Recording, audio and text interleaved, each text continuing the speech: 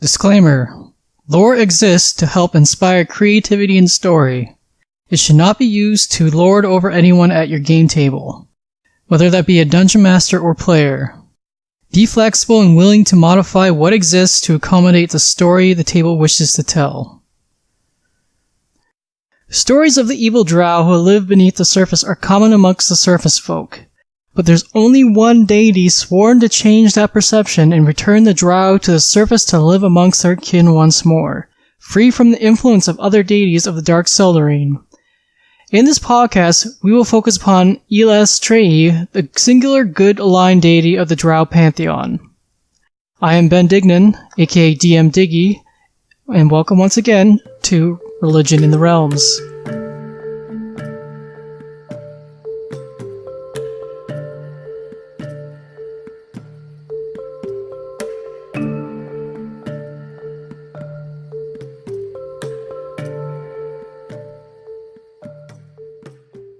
To start off the podcast, I first want to draw attention to the name of this particular deity, just because it is a bit of a mouthful to say. Looking at the official documentation and the different supplements that are available out there, the pronunciation of Eilistraee is Eilistraee. Now, obviously, when you say this in casual speech, it might get a bit mumbled. It's a bit to wrap your head around at first, but eventually, with a bit of practice, you can nail it down. I know for myself, it took a while, but you get there eventually. If it's still kind of bothering you with kind of pronouncing it, it's not coming out fluidly as much as you'd like it to, there are other titles that she does go by. Some of those titles are the Dark Maiden, the Lady of the Dance, and Lady Silverhair. Now we'll turn to the deity themselves. This section I like just to kind of cover who the deity is, what their personality is like if you ever come across them in gameplay, what their portfolio and associated domains are. Now with Eilistraee, her portfolios are song, beauty, dance, swordwork, hunting, and moonlight. And as we kind of go through the history, her personality, everything involved with her clergy, these portfolios will become much more apparent. For those of you who are playing 5th edition, her domains are mentioned in the Sword Coast Adventurer's Guide, SCAG for short. There her domains are listed as nature and light. Now when it comes to her appearance, she typically will not display herself immediately before one of her worshippers or anyone out in the world. When she does appear to manifest herself in the prime materials, it's commonly off in the distance away from people. When she does this, she'll oftentimes be singing a beautiful, unearthly song that is sometimes mentioned to drive people to tears just by sheer influence. Other times, she will be accompanied by the sound of a hunting horn, one of her associated instruments. When she does rarely come before her worshippers, it's in one of two instances. In the first, she will become before people who are worshipping her around a bonfire. As we will discuss later, bonfires are a big part of certain rituals associated with Eilistraee. What will happen is she'll manifest and she'll just kind of go into this dance where she leaps through the flames, remaining unharmed by the sheer heat and the flames themselves. At other times, she is rumored to test the kindness of travelers in the woodlands at night. She herself will just look like a drow, but hide that fact by adorning herself in a simple hooded cloak. Now, if you're going to use the avatar of the Dark Maiden, she doesn't manifest in the sense of looking like your typical medium-sized creature who's just there to communicate with your party members or NPCs or whoever it might be. If the avatar is coming about in the situation where combat is imminent or about to occur, Eilistraee's avatar is a 9-foot drow nude woman with a set of this lustrous ankle-length flowing silver hair that just emits this silver radiance. Also, she will be equipped with her characteristic silver longswords that she uses in battle with great flair and ability. There exist simpler manifestations of Eilistraee, just to kind of hint to party members that her influence is in the immediate area. One of these is this shimmering silver radiance, accompanied by the notes of an elven harp on the air. She can bless an object with this radiance if she so chooses, and typically this is a bladed weapon, as bladed weapons are heavily associated with her worship. This radiance also provides assistance to those in the woods at night, whether it might be used in guiding someone who is lost out in the woods, or comforting someone who is being attended to or is in need of aid. Sometimes this silver radiance can be replaced with silver swallow-tailed moths that will be lent by her to give aid to people in the same capacity. Now finally, if Eilistraee herself needs to be engaging in combat for whatever the reason may be, she wields her 2 typical swords of dancing, and she will be wearing a shimmering green cloak that provides her a large degree of camouflage. Taking a shallow dive now into the personal history of Eilistraee, you'll see that she comes from a complex family, to say the least. Now, the Dark Seldarine are drow deities separated from the other elven deities that exist in the Seldarine Pantheon. Lolth stands as the main source of the split between the 2 pantheons, with the betrayal of her former husband, Corlan Lorethian.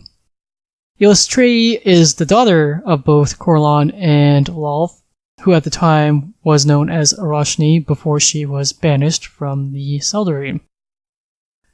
Eilistraee is also the twin sister of Veteran, drow deity of drow males, surface raids, and thievery. Now, Eilistraee was brought into this betrayal plot of her mother via deception, and she nearly killed her father Corlan when a battle broke out between the Seldarine and the potential usurpers. Eilistraee willingly agreed to exile herself from the realm of the elven deities known as Arvindor, to exile herself to the prime material plane after Lolth and her accomplices were banished from Arvindor. Eilistraee believed that one day she would have to oppose her brother and mother's influence on the prime material and their future attempts to gain power and followers. Later, during a crisis on the surface of Faerun, during a period called the Crown Wars, the evil powers of this Dark Seldarine seduce various elven dominions. In return, these new worshippers furthered the influence needed by the Dark Seldarine to gain that foothold in the world that they really desired. And as she had predicted, Eilistraee remained as the singular opposing good power in the Dark Seldarine to this rising influence. As time would go on, the other elves would perform a ritual that would banish the Drow to the Underdark for their treachery against both Elvenkind and Seldarine. In the coming centuries, Eilistraee's power would be diminished by the corrupting influence of the Dark Seldarine on the Drow people, particularly with the deities of Lolth and Gonadur. Eilistraee's church and clergy remained on the fringes of Drow society. In later times, there was an assassination plot carried out by her brother Veyron to kill Eilistraee, but fortunately he failed in this endeavor, and he actually died at the hands of the Dark Maiden. At that time, Eilistraee took it upon herself to absorb the portfolios of her and her slain brother. Followers from both faith witness a change in Eilistraee's demeanor and personality, and there was an uneasy kind of truce between the two clergy as they started to worship her as the Masked Lady in a joint faith. Now, in a more recent history of the Forgotten Realms, after the events of the Second Sundering, many of the gods were rebirthed, Eilistraee being one of them. At that time, she was also separated from her brother, and Veyron returned back to being his own separate deity, and they regained their original portfolios. But with this separation, they were once former enemies, her and Veyron. The two siblings have now become... Well, they've now come to at least to an agreement to no longer display any open hostility to one another, though Veyron still remains of a chaotic evil disposition. For a chaotic good deity, Eilistraee has a very stoic and calm demeanor. This stems from what I imagine being her very complex backstory with the strained relationship, obviously, with her mother and her brother. That and the fact that her people, the Drow, have been turned upside down and made out to be these evil, corrupt creatures. So it kind of stands to reason that she has this somber demeanor about her. She holds a deep grudge for any Drow who commits evil and furthers the bad reputation placed upon her people.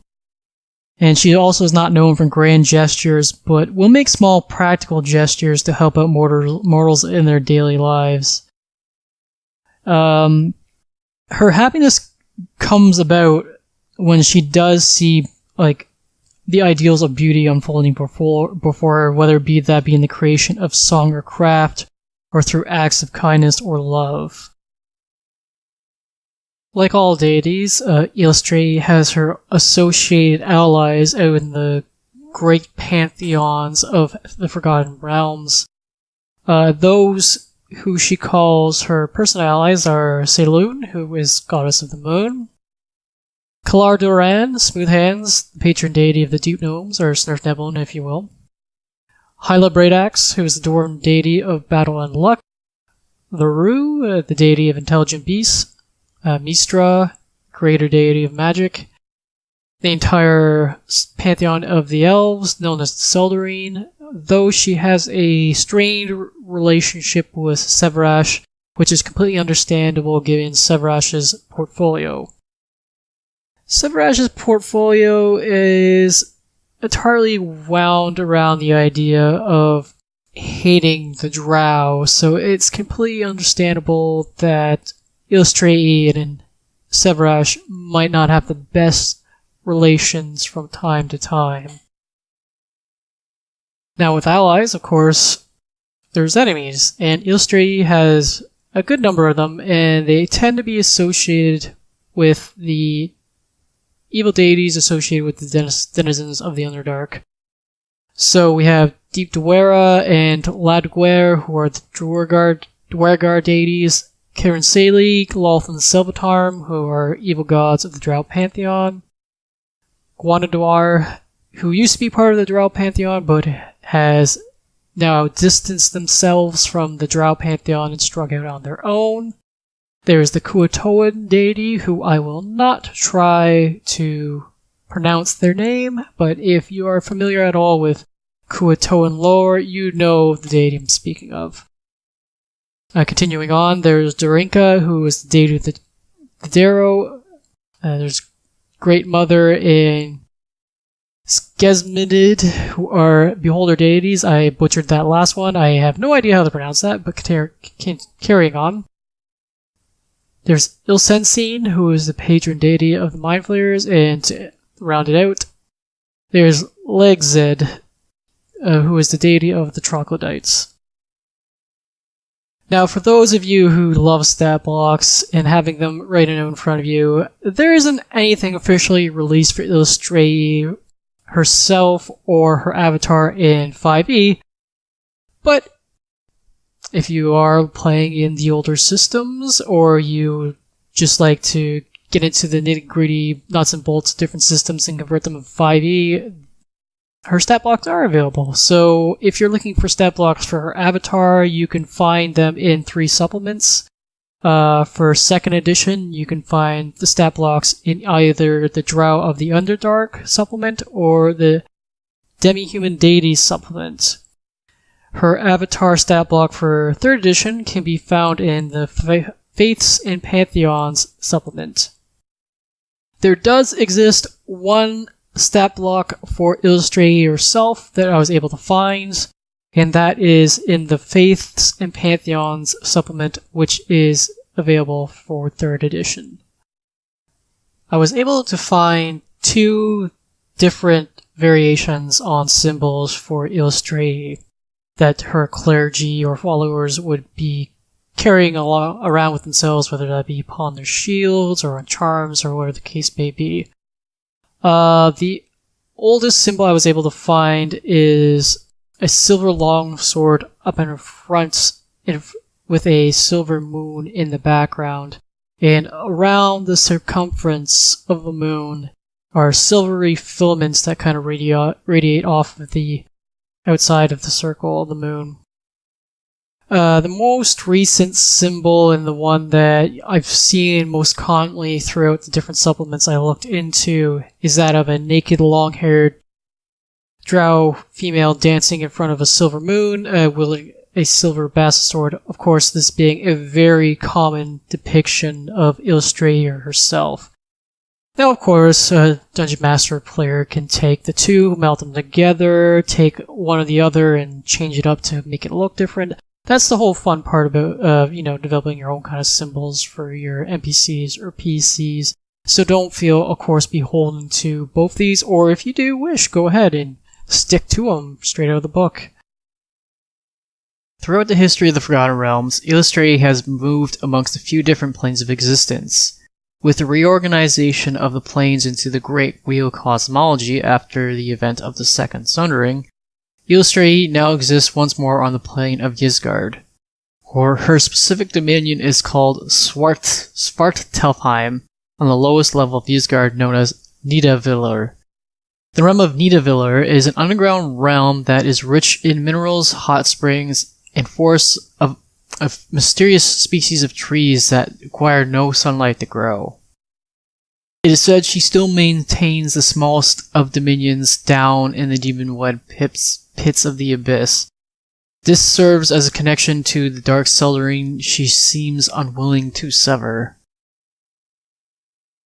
The clergy of Eilistraee doesn't have a main tome or book of belief that they reference to in their practice, but I was able to find a repeating credo and ethos that they follow in various supplements. So if you don't mind, I'm just going to quote what I found in the Drow of the Underdark supplement, verbatim. Aid the weak, strong, grateful, and churlish alike. Be always kind, save in battle with evil. Encourage happiness everywhere. Lift hearts with kind words, jests, and songs and merriment. Learn how to cook game and how best to hunt it. Learn new songs, dances, ways with weapons, spices, and recipes, and pass this learning on whenever possible. Learn to play, make, and repair musical instruments. Practice music and sword work. Defend and aid all folk, promoting harmony between races. Strangers are your friends. The homeless must be given shelter from storms under your own roof if need be. Repay rudeness with kindness. Repay violence with swift violence, that the fewest may be hurt, and danger fast removed from the land. This is the credo of the Dark Maiden.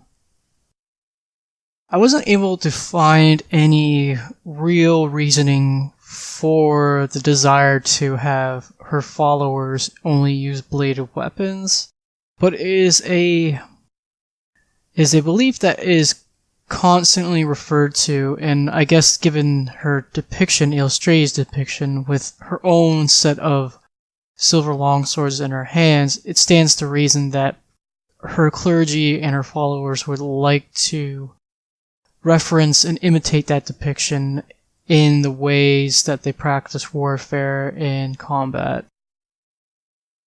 Now, it was taught by the clergy of Eilistraee not to hate the other Drow who worship the other evil deities of the Dark Seldarine, rather to show pity on them and make use of any opportunity to turn them to the worship of Eilistraee and return them back up to the surface to join the rest of the good folk. And paramount to the beliefs of Eilistraee is the need to provide aid to any Drow who is found to be in dire straits. From this, if they are found to be willing enough to open up to a follower of Eilistraee, they are to be given the following message. Rightful place awaits you in the realms above, and the land of the great light. Come in peace and live beneath the sun again, where trees and flowers grow.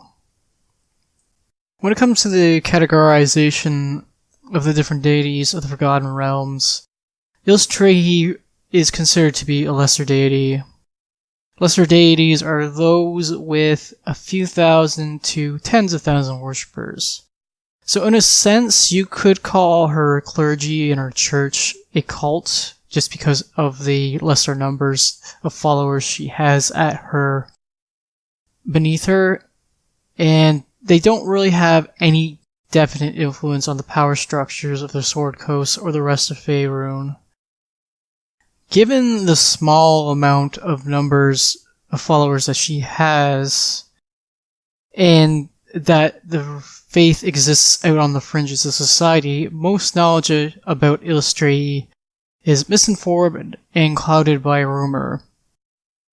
Many believe her just to be another member of the evil Drow Pantheon, scorning all peoples of the surface world. Then others must root out the truth from the lies, or just by happenstance stumble upon her followers or places of worship by mere chance. There's an informal structure that exists amongst the clergy of Eilistraee.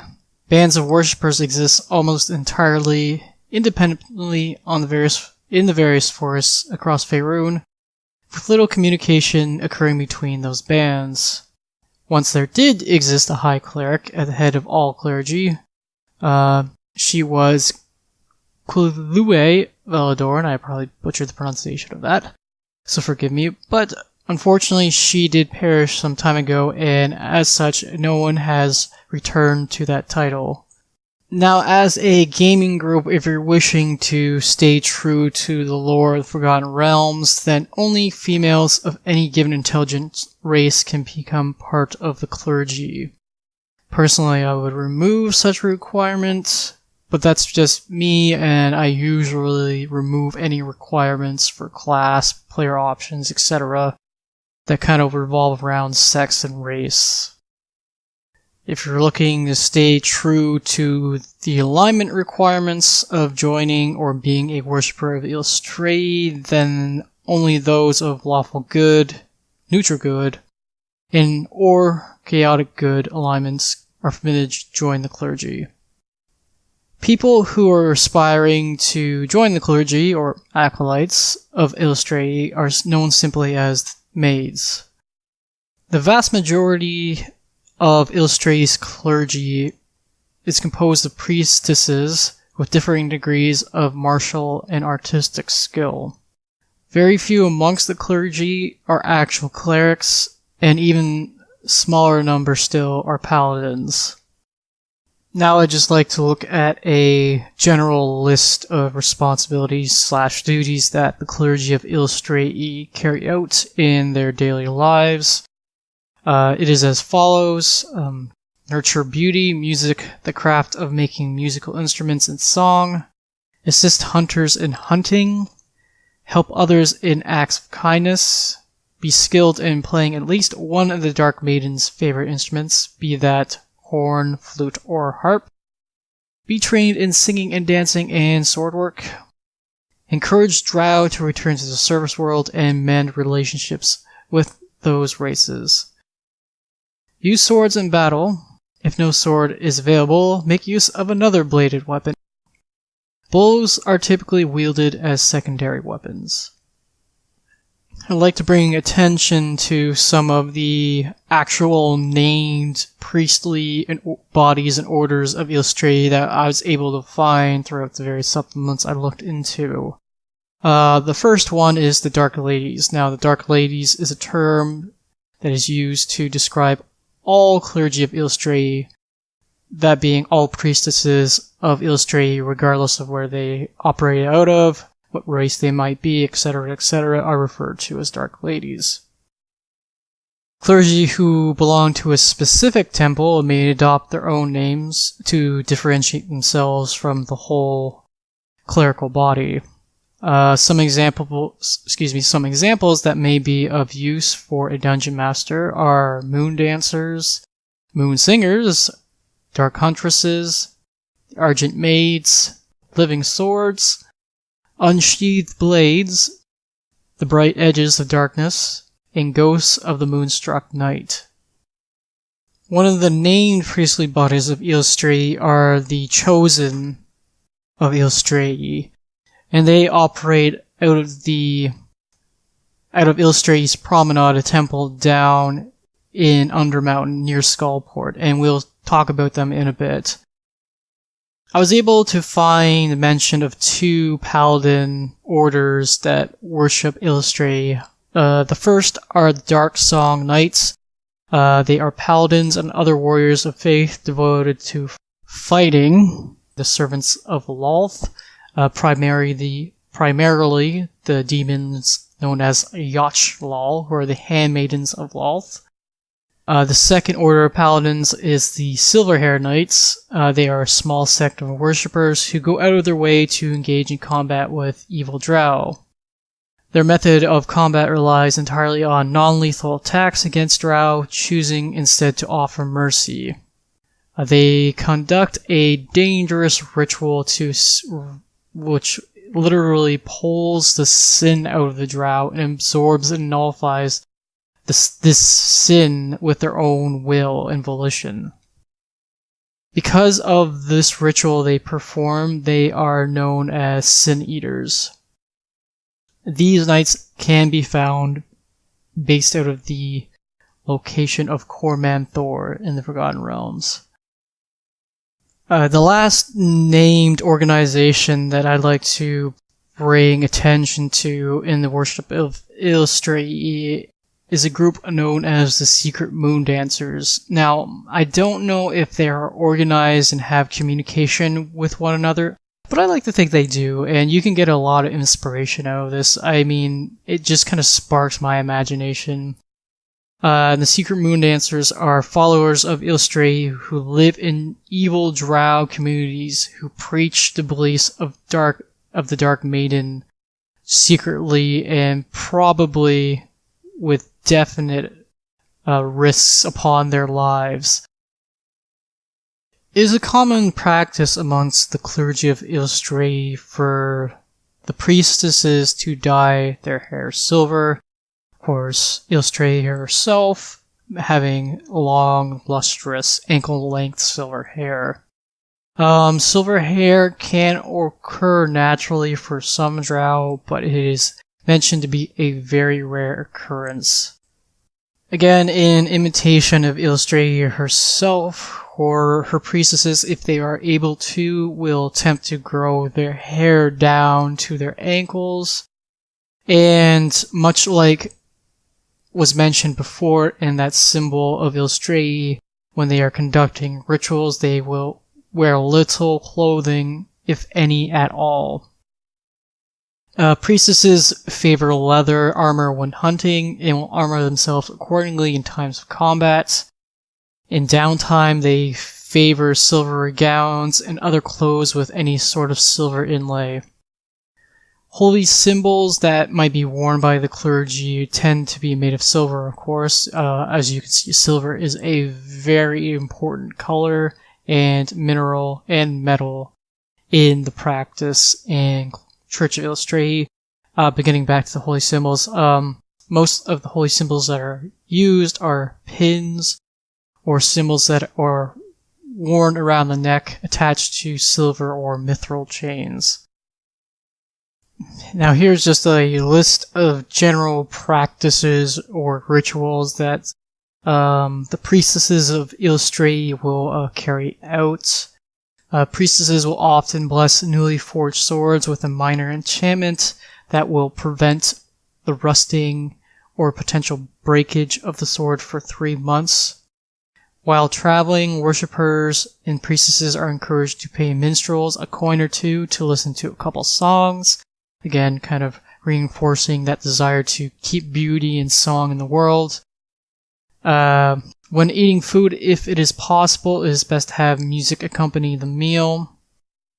Priestesses can keep their own personal funds with the knowledge that they will spend it only to buy food, musical instruments, and or any other necessary tools or items in their service to Eilistraee.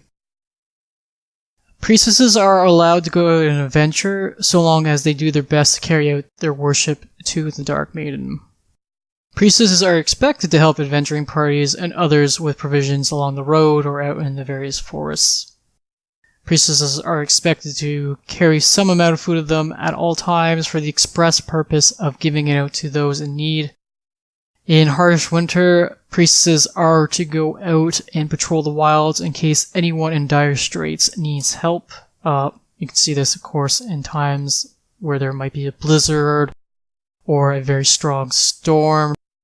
Priestesses are expected to sustain their own communities via hunting and gardening, and prayers are conducted during the night, and if feasible, they are sung out loud rather than said out loud. Moving on, we're going to take a look at some of the specific rituals that the clergy conducts for the worship of Eilistraee. The first is known as the Circle of Song. This occurs after a hunt. The followers of Eilistraee will conduct a feast, and then following the feast, the worshippers will build a bonfire. Sitting around the bonfire, each member will take a turn and sing a song and carry out a dance. And ideally, the Circle of Song takes place outdoors under a clear moonlit night. Now, there is a ritual known as simply the Run, and this is an annual ritual. What happens is the priestesses of Eilistraee will go from local community to community, bringing food and helping out with that community and practicing general goodwill. And this is in an attempt to change the opinions of the locals when it comes to Drow, especially rather than to preach about Eilistraee herself. Specific to the Run is a practice that is too close for comfort to the real world practice of blackface. So personally, if I was to make mention of the Run during one of my sessions that I was done during dungeon mastering, I would just remove this entirely. The ritual itself is just fine without mention of it, but I will mention it here just because it has been written down. And what it is that the non-Drow worshippers and priestesses of Eilistraee will take a mixture that they have composed out of herbs and juices and essentially paint themselves black in imitation of their dark Drow goddess. So, again, too close to the real world practice of blackface in our world. We don't need to kind of...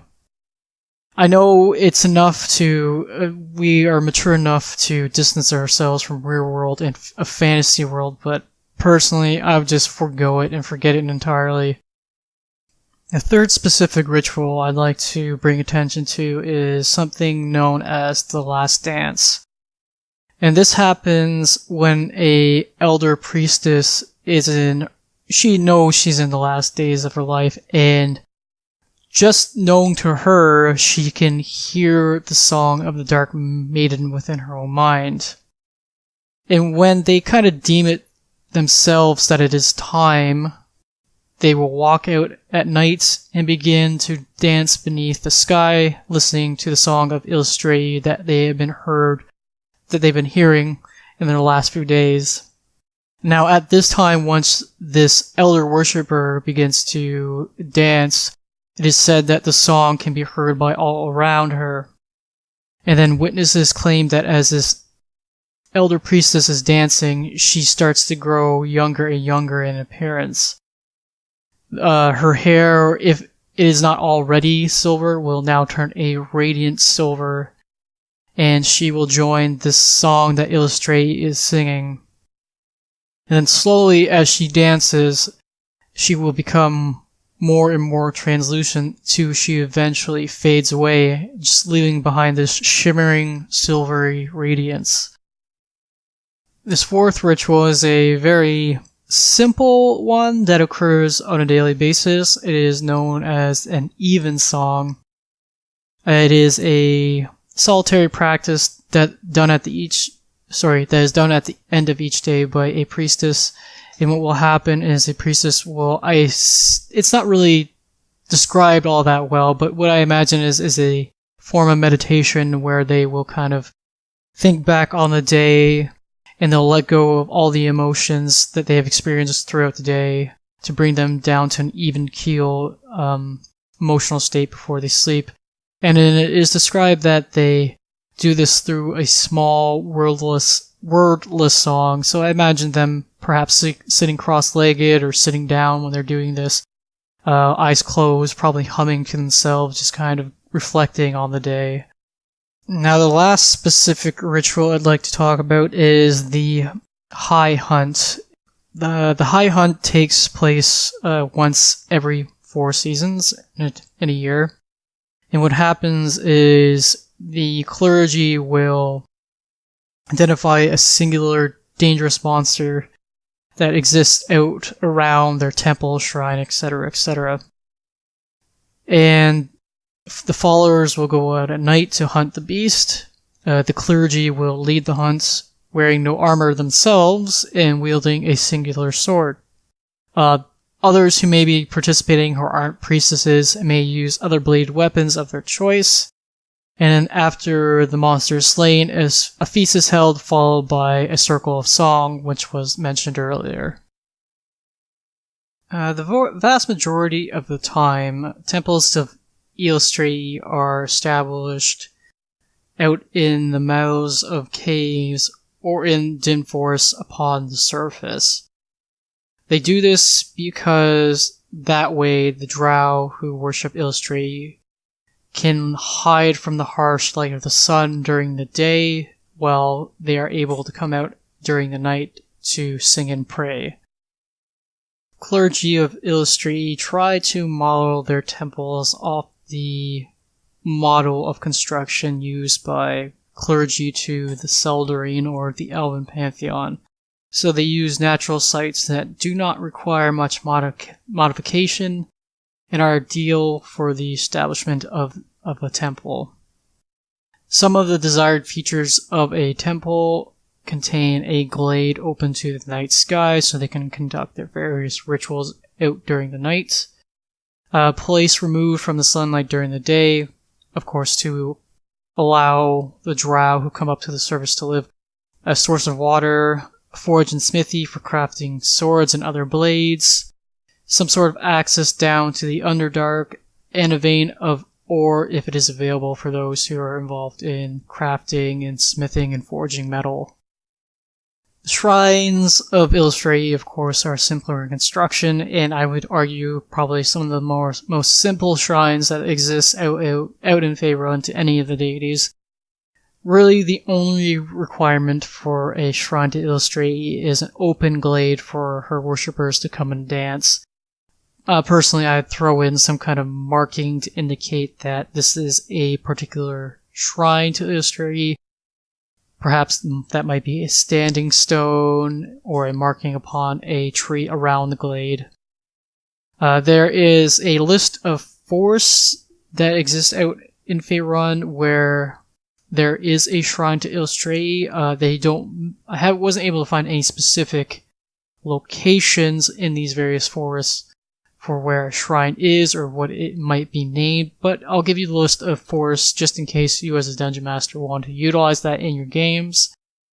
So, shrines to Eilistraee can be found in the Misty Forest, the High Forest, the Forest of Shadows, the Grey Forest, the Forest of Lathyr, the Yearwood, and the Shondalwood.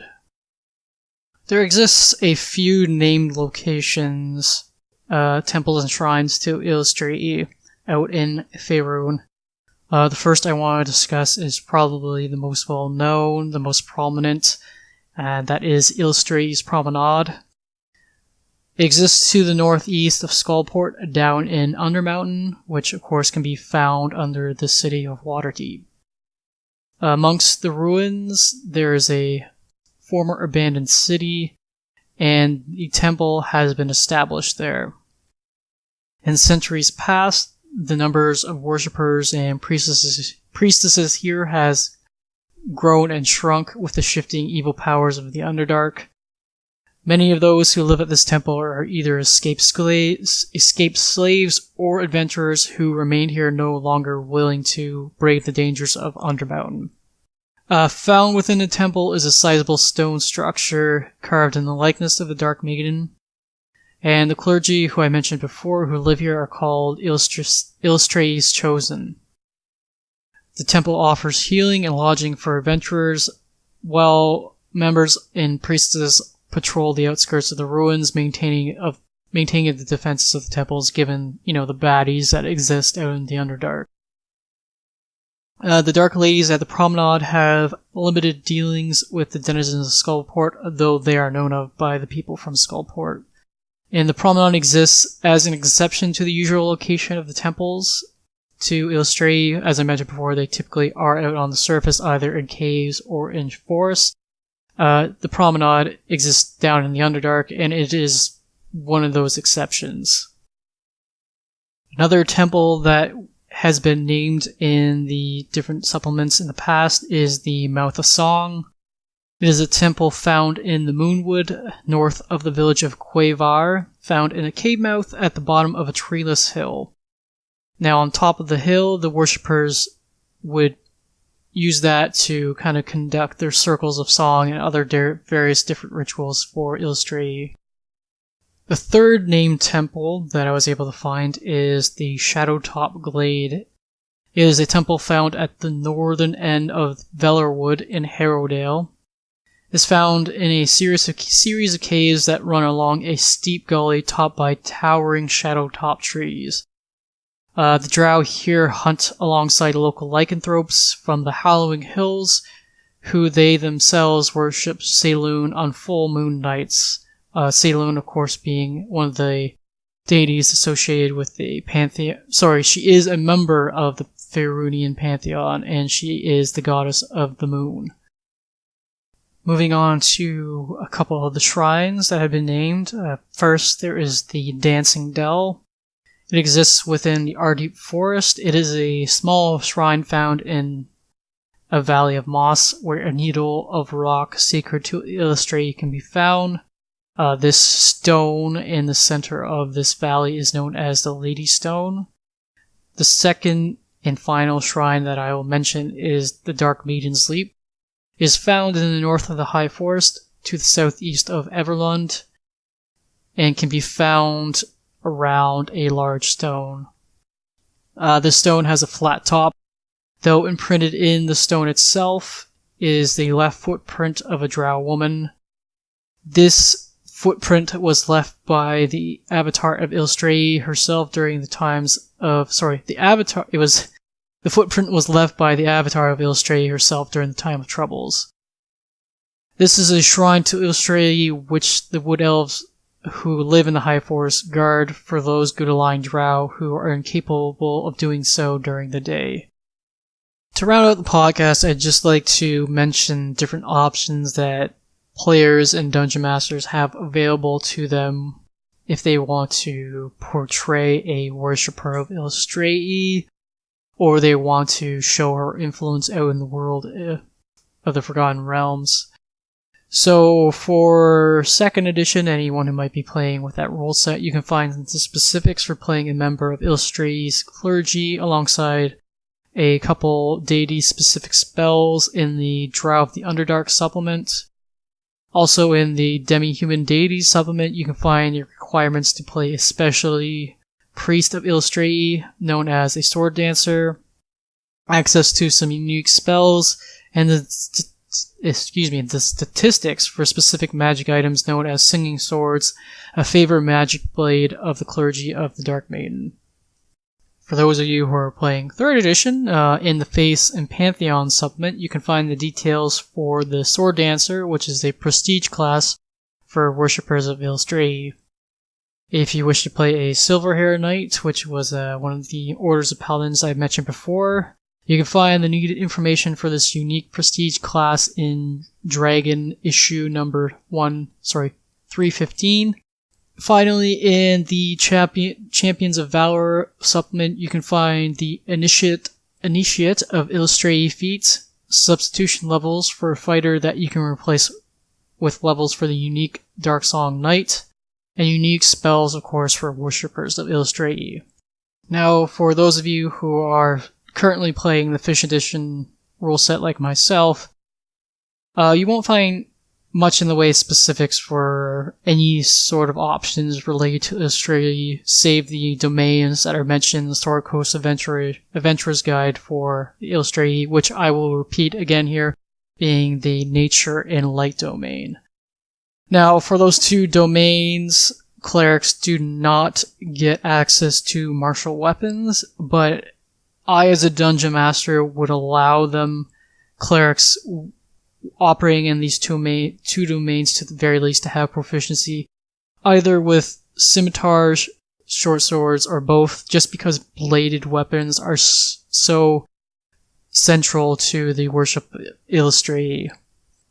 Now, backgrounds are pretty customizable. I kind of messed around with a custom one just to kind of make a initiate or worshipper of Eilistraee background.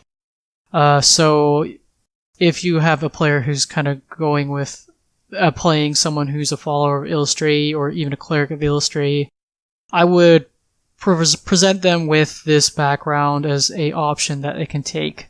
For the still 2 skill proficiencies that they gain from the background, I would give them survival and performance. Of course, survival because most trained individuals or worshippers of Eilistraee have some sort of training in hunting and survival and techniques of that nature. Also performance, given the fact that song is so central to their worship.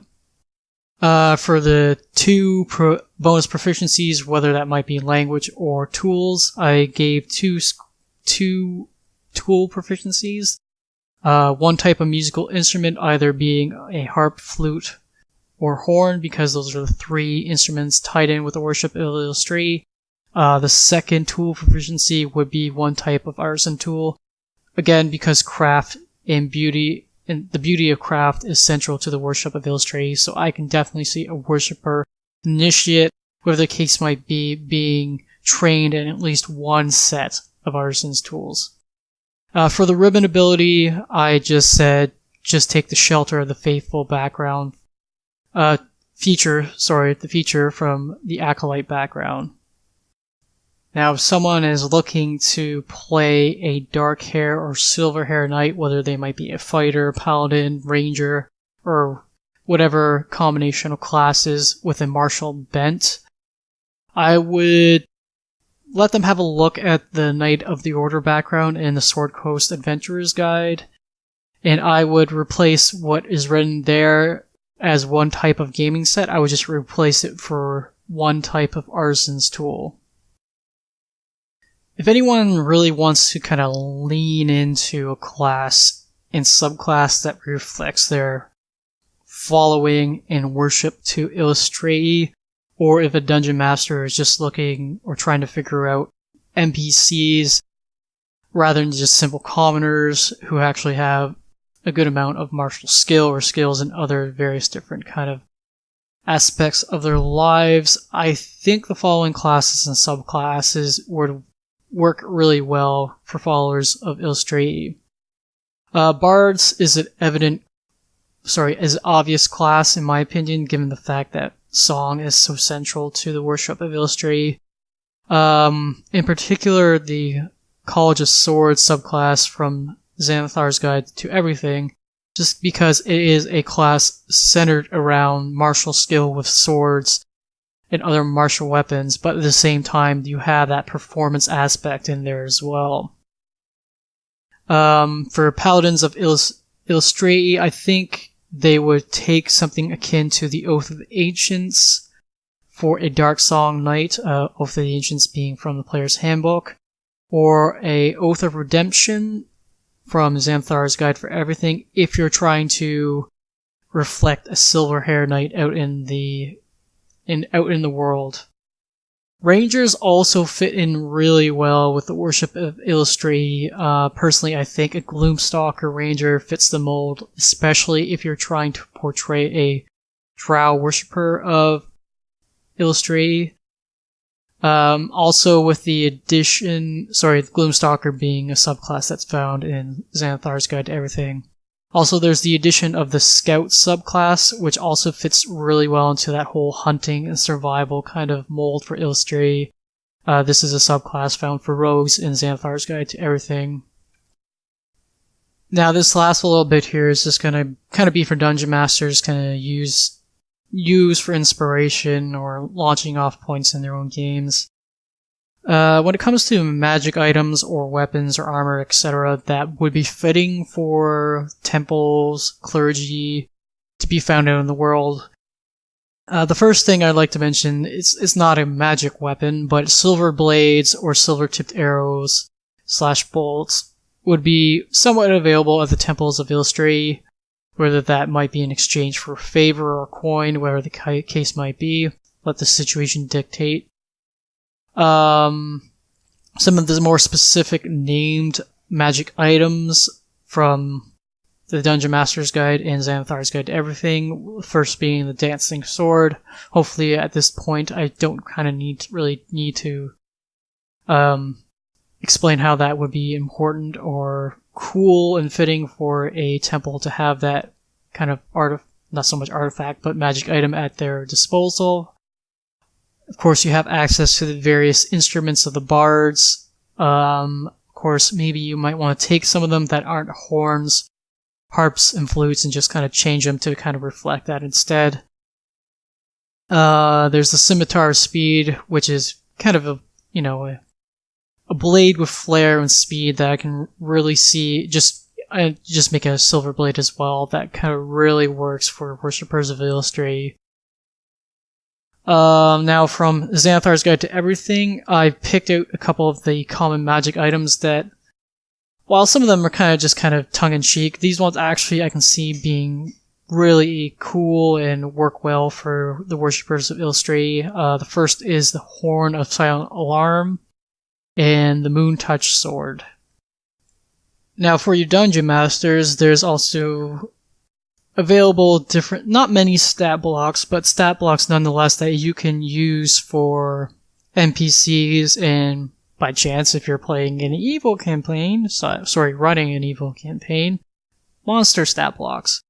So if I was a dungeon master for these campaigns and I wanted to kind of showcase different NPCs who are part of the worship or temples of Eilistraee, I would look at the silver dragons from the monster manual. Also, you have the stat blocks in the back there in the monster manual for the acolyte, the knights, and the priest from the monster manual.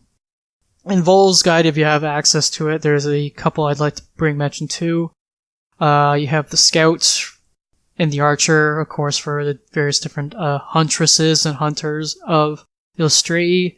And finally, you have the bard be it a bard who just casually worships Eilistraee or is actually a member of one of the temples.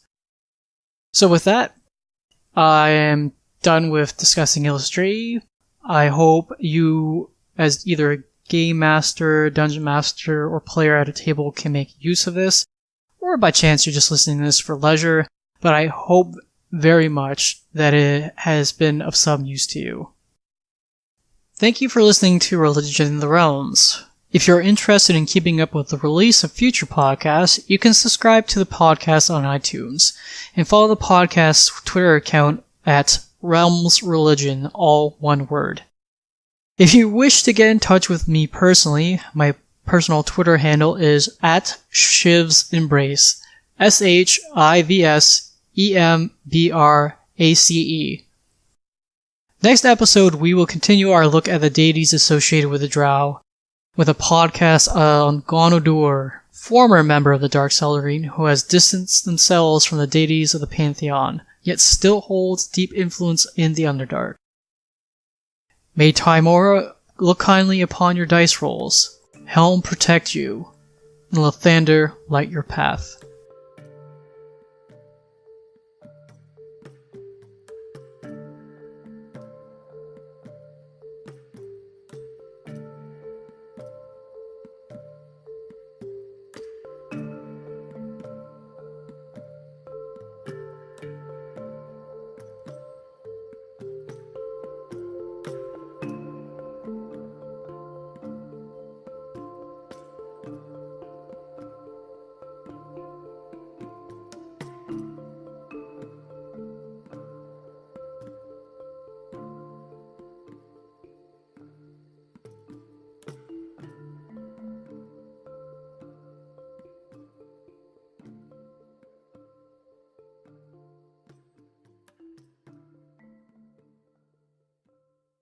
Music for this episode: Silver Flame by Kevin MacLeod. Licensed under Creative Commons by Attribution 3.0.